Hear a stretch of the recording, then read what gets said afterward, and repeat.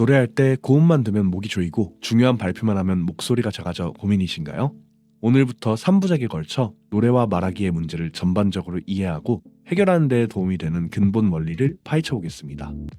이 프로젝트의 최종 목표는 왜 우리의 목소리는 마음처럼 따라주지 않는가에 대한 납득이 갈 만한 원리를 이해하고 이를 바탕으로 연습해 나가는 것입니다. 그 실용적인 파트로 넘어가기 전에 우리가 반드시 알아야 할 배경 지식이 있습니다. 바로 우리 목소리의 회로죠. 오늘은 3부작의 첫 번째 목소리의 공통 원리부터 알아보겠습니다. 노래든 말이든 모든 소리는 호흡이라는 에너지에서 시작합니다. 이 공기 흐름이 성대를 통과하면서 목소리의 원음이 만들어지죠. 여기서 첫 번째 오해가 등장합니다. 사실 성대는 박수를 쳐서 소리내는 기관이 아닙니다. 오히려 통과하는 공기의 흐름을 아주 빠르게 열고 닫으며 공기를 잘게 쪼개는 정교한 밸브나 기계식 사이렌에 가깝습니다. 이 과정에서 생긴 공기 펄스가 바로 목소리의 본질인 것이죠. 성대끼리 부딪혀서 나는 소리의 비중은 매우 작습니다. 그렇다면 성대는 어떻게 계속해서 진동할 수 있을까요? 공기 속도가 빨라지면 압력이 낮아지는 베르누이 효과 때문이다라고 배우신 분들이 많을 겁니다. 하지만 이것 역시 흔한 오해입니다. 베르누이 효과로는 성대의 지속적인 진동을 설명할 수 없습니다. 베르누이 효과가 성대를 닫히게 한다면 반대로 열릴 때는 베르누이 효과가 약해져야만 성대의 운동이 줄어들지 않겠죠. 그러나 베르누이 효과는 성대가 열릴 때만 선택적으로 약해질 리가 없죠. 사실은 성대 점막의 아래에서 위로 물결치듯 움직이는 점막파와 수직 위상차가 만들어내는 성문 내압의 동적 변화가 진동을 지속시키는 핵심 원리입니다. 성대의 모양이 지속적으로 바뀌며 성문이 열릴 때 압력이 더 강해져서 더 열리게 돕고 닫힐 때 압력이 약해져서 더 잘 닫히도록 돕는 푸시풀 효과가 생기는 거죠. 이렇게 만들어진 원음은 아직 그냥 하는 소리에 가깝습니다. 이 소리가 성대 위의 공간, 성도라는 필터를 거치며 코팅되듯이 우리 각자의 고유한 음색과 발음으로 완성됩니다. 혀, 입술 등의 좋은 기관이 이 성도의 모양을 바꾸면서 특정 주파수는 강조하고 어떤 주파수는 줄여 목소리의 색깔과 모음의 인지를 결정하는 겁니다. 물론 영향을 주는 세부 요소들이 더 있지만 이번 영상에서는 다루지 않겠습니다. 자, 이제 목소리의 회로를 파악했습니다. 호흡, 성대, 성도. 이 세 가지 원리는 노래와 말하기 모두에 적용되는 공통 기반이죠. 이 설계도를 바탕으로 우리는 다음 단계의 질문으로 넘어가야 합니다. 과연 좋은 목소리란 어떤 상태를 말하는 걸까요? 2부에서는 3부의 실용 파트를 이해하기 위한 마지막 배경 지식, 좋은 발성이란 무엇인지, 그리고 그 과정에 숨어있는 또 다른 오해들을 파헤쳐 보겠습니다. 지난 1부에서 우리는 목소리가 만들어지는 기본 회로를 이해했습니다. 호흡이라는 에너지가 성대를 거쳐 원음이 되고 성도라는 필터를 통해 우리 각자의 목소리로 완성된다는 사실을 확인했죠. 그렇다면 좋은 발성이란 대체 무엇을 의미할까요? 단순히 강한 호흡과 강한 성대를 가지면 좋은 목소리가 되는 걸까요? 여기서 우리는 목소리에 대한 두 번째 흔한 오해와 마주하게 됩니다. 많은 사람들은 명료하면서도 롱런할 수 있는 목소리를 좋은 목소리와 좋은 발성의 기준으로 삼으면서도 근력의 문제로 접근합니다. 더 강한 호흡으로 밀어붙이고 성대를 더 강하게 접촉시키려 노력하죠. 하지만 이런 접근은 종종 목을 쉬게 하고 오히려 소리를 더 나쁘게 만듭니다. 왜일까요?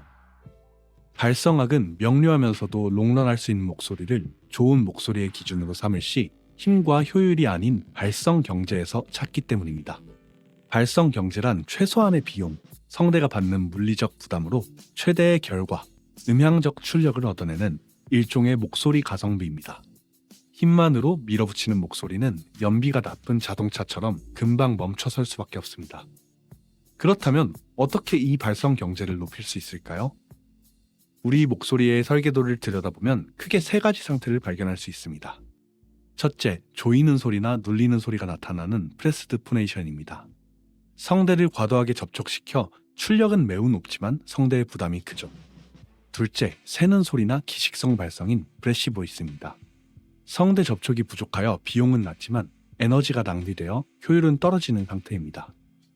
마지막으로 이 둘 사이의 균형점, 바로 플로우 포네이션입니다. 성대에 불필요한 부담은 주지 않으면서도 나름 효율적인 지점이죠. 발성학적으로 이 균형 잡힌 상태의 기준은 성문의 개방폭입니다. 자, 이제 우리는 좋은 목소리의 목표를 설정했습니다. 만약 지향하는 목표가 롱런에 유리하면서도 효율적인 목소리라면 그것은 무작정 힘차고 강한 소리가 아니라 경제적인 발성 상태를 지향하는 것입니다. 그렇다면 이 이상적인 발성 경제 상태에는 어떻게 도달할 수 있을까요? 그 비밀의 열쇠는 바로 일부에서 만났던 필터, 즉 성도에 숨어 있습니다.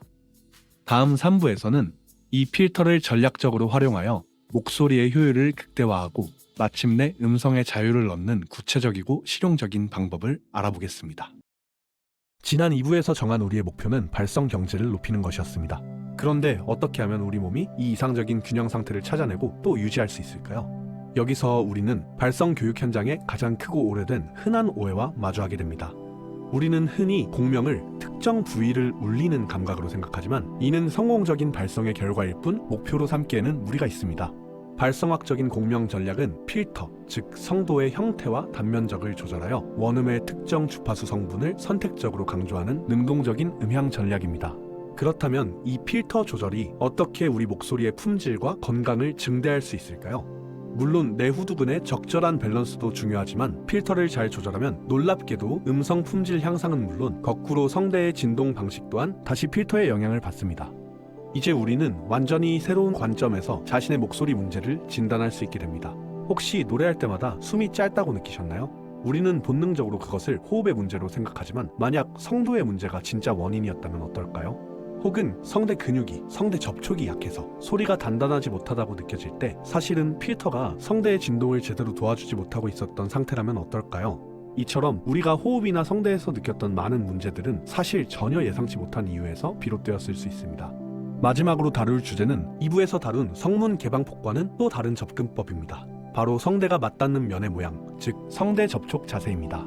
발성학자들은 연구를 통해 성대의 상현과 하현이 균일하게 맞닿는 직사각형 형태의 접촉 자세가 성대가 받는 물리적 충격을 가장 효과적으로 분산시키고 진동에도 여러모로 유리하다는 사실을 밝혀냈습니다. 이 최적의 접촉 자세가 바로 믹스드 보이스의 핵심적인 생리적 특징입니다. 즉 2부에서 목표로 삼았던 건강하면서 효율도 빠지지 않는 목소리는 적절한 성문 개방폭과 적절한 성대 접촉 자세로 구현됩니다. 그렇다면 이 복잡한 공명 전략과 성문 개방폭의 조절, 믹스드 보이스의 성대 접촉 자세를 우리는 어떻게 훈련할 수 있을까요? SKVA는 가장 강력하면서도 안전한 도구로 반폐쇄 성도 훈련을 제안합니다. 빨대를 부는 등의 간단한 행위를 통해 구강압이 증가하면 우리 몸은 의식적인 노력 없이도 프레스트포네이션 경향을 줄이고 믹스드 보이스의 접촉 자세를 유도하는 데 큰 도움을 받습니다. SOVT는 필터를 조절하여 발성 방식을 최적화하는 훈련법인 셈입니다. 참고로 이번 3부작에서는 더 복잡한 세부 원리에 대해서는 따로 다루지 않았습니다.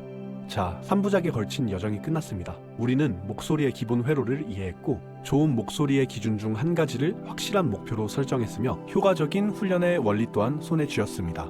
이제 여러분은 자신의 목소리가 왜 마음처럼 따라주지 않았는지에 대한 근본적인 이유를 추리할 수 있게 되었을 것입니다. 본편에서 다룬 내용은 가장 기본적인 원리이지만 이를 바탕으로 더욱 꾸준히 공부하고 연습한다면 여러분의 목소리는 분명 원하는 방향으로 나아갈 수 있을 것입니다.